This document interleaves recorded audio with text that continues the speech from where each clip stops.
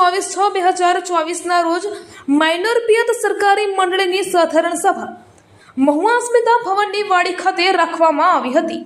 આ સભામાં ઉપસ્થિત પિયત મંડળીના પ્રમુખ અનિલભાઈ પટેલે સાધારણ સભાના અધ્યક્ષપદે મહુવા સુગરના ડિરેક્ટર તથા સરકારી અગ્રણી સુરત જિલ્લા ભાજપના મહામંત્રી જીગરભાઈ નાયકની અધ્યક્ષ તરીકેની દરખાસ્ત મૂકી હતી, જેને સર્વેએ ટેકો આપ્યો હતો, જેમાં સભામાં મંડળીના તમામ કારો સર્વાનુમતે મંજૂર કર્યા હતા। આ સમયે પિયત મંડળીના પ્રમુખ અનિલભાઈ પટેલે સરકાર તરફથી નહેર નવીનીકરણ માટે ફાળવેલ માતબર રકમ અંદાજિત આશરે 3 કરોડની નવીનીકરણ માટે ગ્રાન્ટ આવે એ માટે સરકારને મહુવા પિયત મંડળીના સર્વે ડિરેક્ટરો તથા સભાસદોએ સરકારશ્રીનો હૃદયપૂર્વક આભાર માન્યો હતો। સભામાં ઉપસ્થિત તમામ મહાનુભાવો સભાસદોએ કામના એજન્ડાને સર્વાનુમતે મંજૂર કર્યા હતા।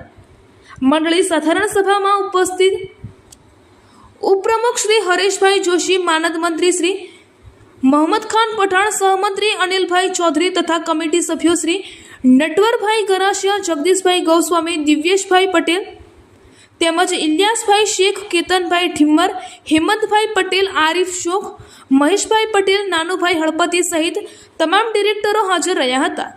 રિપોર્ટર રાશિદ ખાન, પઠાણ, મહુવા। સભાસદ ભાઈઓ બહેનો, હું સૌનું હાર્દિક સ્વાગત કરું છું। પહેલાં તો નડુ કાકા, તમે મારા વડીલ છે ને તમે મને સાહેબ કે સાહેબભાઈ કોઈ સાહેબ નથી, આપણે બધા એક જ છે। એટલે પહેલાં તો તમે વડીલ તરીકે મને સાહેબ કહો, કોઈ મારી ઉપરનું છે તેને મને સાહેબ નહીં કહેવાનું।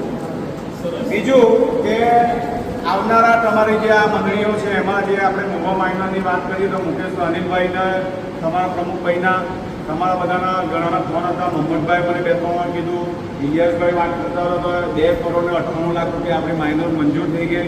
અને હમણાં વાત થઈ, મહેશભાઈ કીધું તેમ થોડુંક રહી ગયેલું છે, એ બી ત્વરિત તમારું પૂરું થઈ જાય। જે વન વિભાગની કાયદાકીય રીતે આપણે બાકી રહેલું છે એ બી પતી જાય। અને અનિલભાઈ પરમ દિવસે મને ફોન પર જ્યારે મને 3-4 દિવસ પહેલાં મને પૂછેલું ત્યારે તો મને એણે કીધું કે બીજા હજુ કામો છે આપણા, એ કામો બી આપણે નાની માઇનર હજુ તો તમને તો હું તમને આનું કેમ કે મારી પોતાની મંડળી છે તેમાં હજુ મારા ઘણા કામો બાકી છે, પણ તમારા અનિલભાઈ દરખાસ્તમાં બહુ ધ્યાન આપ્યું તો તમારી આ આખી માઇનર તમારી બની જવાની, જે હવે 500-700 મીટર બાકી છે તેટલી।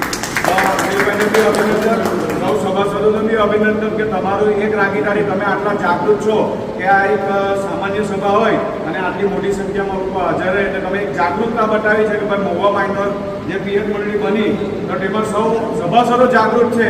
જો સભાસદ જાગૃત રહે તો તમારી કમિટી જાગૃત રહે, અને કમિટી જાગૃત રહે તો તમારા પ્રમુખ મંત્રી જાગૃત રહે।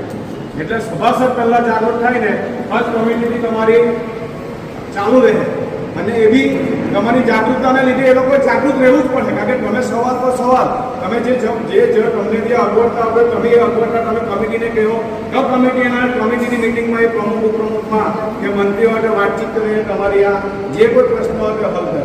એટલે સૌ સભાસદોને પહેલાં તો અભિનંદન આપું છું કે તમે આટલી જાગૃતતા રાખજો, અને નાના મોટા કોઈ બી કામ હોય પણ એનું તમે જે કંઈ નિરાકરણ કરો એ આવી સામાન્ય સભામાં કે તમે કમિટી સાથે બેસીને એને સુફળ બનતા આપણે કોઈ લડવા ઝઘડવાથી કોઈ દિવસ કોઈનો એનો હલ થયો નથી। છેલ્લે તો કોઈ બી વસ્તુ સમાધાનથી થાય। તો સૌ સભાસદોને વિનંતી છે કે તમારા જે કોઈ કામો બાકી હોય, આજે બારોડિયાની વાત થઈ તો બારોડિયાનું જે આગળ તમારું કામ બાકી છે, જે ગામોમાં પહેલાં પાણી જતું હતું તો હમણાં અટકી ગયેલું છે, તો અનિલભાઈને મેં કીધું કે એબી સિંચાઈ વાત કરીને એમાં બી તમારે દિવાળી પહેલાં તરત તમે એક પહેલાં કામ કર્યું કે આપણો સભાસદ ને ખેડૂત, સભાસદ તો પછી પહેલો ખેડૂત છે। ખેડૂત જે છે ખેડૂતના લીધે આખી ગણતી આપણે ખેડૂત પર જીવે છે, અને એને કહેવાયું છે કે ખેડૂત એક આપણો જેના પર આપણે જો અનાજ નહીં હોય તો કોઈ જીવી નથી શકવાનું। એટલે અનાજ વગર કોઈ માણસ જીવવાનો નથી। એટલે અનાજ એક પણ પેદા કરે તો ખેડૂત પેદા કરે। એટલે ખેડૂતના માટે આ મંડળીઓ છે। એટલે ખેડૂતને જ્યાં બી આપણા કાર્ય વિસ્તારમાં જે ખેડૂતને અગવડ પડતી હોય એની તમને આ તમામ કમિટીના સભ્યોને મારી વિનંતી છે કે એનું ત્વરિત એનો નિકાલ કરજો, અને એમને પાણી પહોંચે તો એ અનાજ ઉગાવે, અનાજ ઉગાવે તો એ પગભર કરે। એટલે સૌ સભાસદોને આજની આ સામાન્ય સભામાં સૌનો હાર્દિક અભિનંદન કર્યો છે।